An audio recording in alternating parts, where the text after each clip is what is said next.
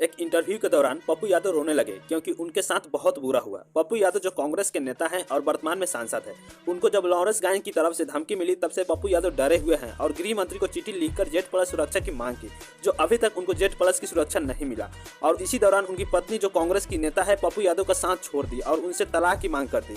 तो वीडियो बहुत मजेदार होने वाली है, वीडियो को स्किप न कर पूरा जरूर देखें। चलिए शुरू करते हैं। ने लिखा मैं हूं ना। अब देखिए, बतौर सांसद आप निर्दलीय सांसद चुने गए। अब सांसद होते हुए आप लिख रहे हैं सलमान खान के लिए, एक सेलिब्रिटी के लिए कि मैं हूं ना, और फिर जब उधर से धमकी आती है तो आप अब गृह मंत्रालय से अपनी सुरक्षा के लिए में बढ़ोतरी की बात कर रहे हैं। पहले तो आपको कुछ भी जानकारी नहीं है। अभी मजा आएगा ना भिड़ो।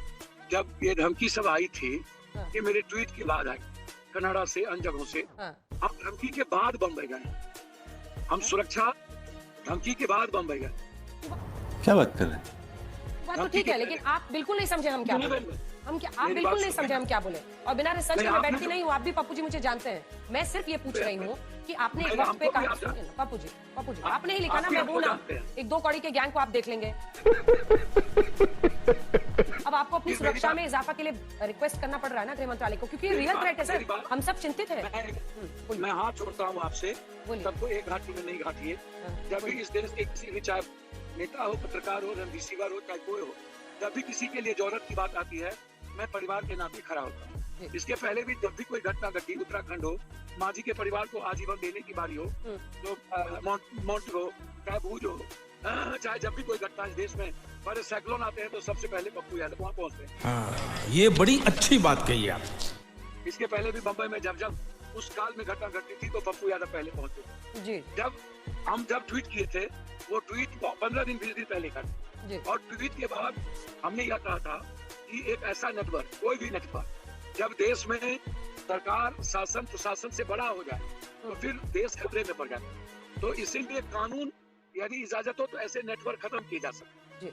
नेटवर्क की बात मैंने की थी, एक ठीक है, समझ गया। उसके बाद अलग अलग विभिन्न जगहों से, देखिए हम ऐसी चीजों में नहीं पड़ते, हमें निजी किसी की जिंदगी से कोई मतलब नहीं है। लेकिन जब कोई आते हैं कहीं बैठ करके, मैं उसको भी मारूंगा, मैं उसको भी मारूंगा, मैंने इसको मारा, मैं उसको मारा, मैं छोड़ूंगा नहीं, तो मुझे लगा कि यदि मैं भी आज मुख्य दर्शक बने रहूंगा तो आने वाले पीढ़ी कहेंगे आप क्या कर रहे थे, आपने कोई अच्छी चीजें लिखी कि नहीं, कोई ट्वीट किया कि नहीं, आपने कोई बात अपनी अभिव्यक्ति रखी कि नहीं। जब घटना घटित थी करनी सेना की तो सदन में ये बात मैंने उठाया। अरे झूठ बोल रहा है, ये झूठ बोल रहा है, कि ऐसी मौत क्यों। तो आप इसको समझिए। जब हम उसके बाद बम्बई गए बाबा सिद्दीकी जी के घटना में, बिहार ही नहीं, वो एक उद्योगपति थे, उसके लिए उनके बच्चों से मिलने के लिए, तो मैंने निश्चित रूप से सभी लोगों से बातचीत की और मैंने यह बात जरूर कही कि भैया इस देश में जो संविधान और कानून का देश है, वहाँ आपको डरने की जरूरत नहीं है।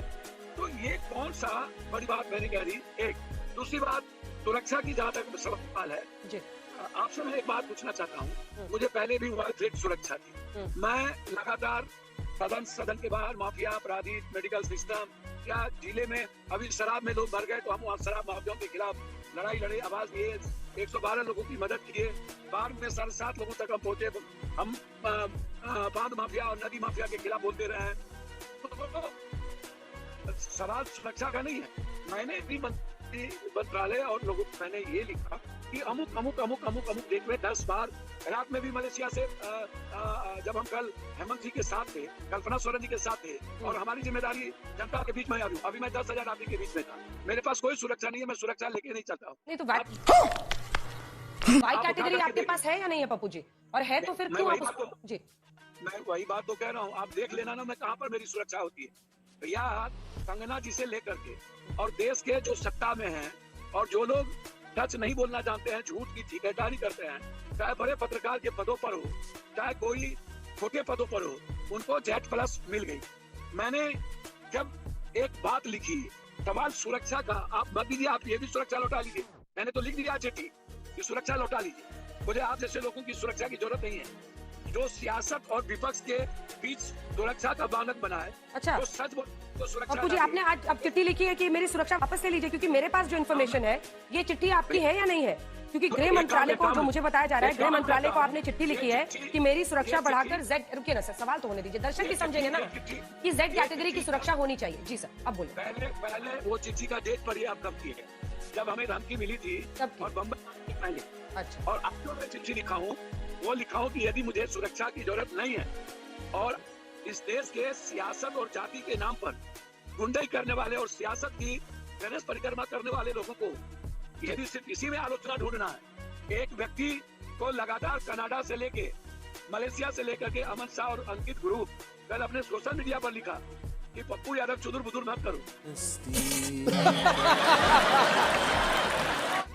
एक एमपी जो 7 बार रहा हो, यदि उन्होंने अपनी बात गृह मंत्रालय तक पहुंचा दी और 10 दिनों तक पीएम से मिलने का प्रयास किए, चीफ सेक्रेटरी को बोले, डीजीपी साहब को बोले, आईजी को बोले, सारे एसपी को लिख के दिए और सब गूंगा बहरा बना रह गया। मुख्यमंत्री जी से माफिया लोग जो इनके अगल बगल हैं, जो बड़े बड़े पदाधिकारी वो मिलने नहीं देना चाहते। हम दीपक जी को 5 बार बोले, उन्होंने कहा कि आप सीएम से मिल लीजिए। हम डीजी साहब से बात किए, हम अमित शाह जी से बातचीत किए, तो बोला उन्होंने आपको सुरक्षा की जरूरत है, मैं आपको दूं, आप हुआ है, मैंने आप एमपी बन गए हैं, मैं सुरक्षा दूंगा। मैंने सुरक्षा लिखा घटनाक्रम को लेकर के, ये परिस्थिति है। जब आज तक सुरक्षा नहीं मिली तो मैंने लिख दिया कि आपके जो सुरक्षा गार्ड हैं इनको आप वापस कर लीजिए। हम जनता के बीच रहने वाले लोग हैं, जिनको मारना होगा मारेगा।